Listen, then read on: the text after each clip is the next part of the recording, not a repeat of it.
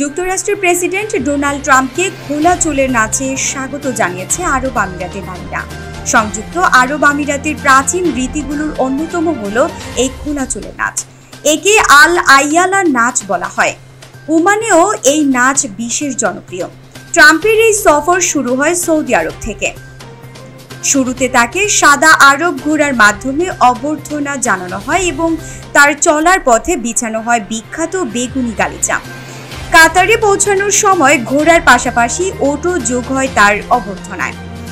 যখন তিনি সংযুক্ত আরব আমিরাতে পৌঁছান তখন তাকে স্বাগত জানানোর জন্য এক বিশেষ ধরনের নৃত্য পরিবেশন করা হয়, যা অনেকেই আগে কখনো দেখেননি। দুই সারিতে লম্বা সাদা গাউন পরে দাঁড়িয়ে আছেন নারীরা। প্রত্যেকেরই লম্বা খোলা চুল, আর সুরের তালে তালে চুল দোলাচ্ছেন তারা, সাথে বাজছে ড্রামও। এদিকে মার্কিন প্রেসিডেন্ট ডোনাল্ড ট্রাম্প অনুষ্ঠানটি দারুণ উপভোগ করেছেন বলে জানিয়েছেন বিসি সূত্র। প্রেসিডেন্ট ট্রাম্প বলেছেন, আমি এটি ভালোবেসেছি। তিনি আবুধাবিকে সুন্দর শহর হিসেবেও অবহিত করেছেন এবং এই সাংস্কৃতিক অভ্যর্থনার জন্য কৃতজ্ঞতা প্রকাশ করেছেন।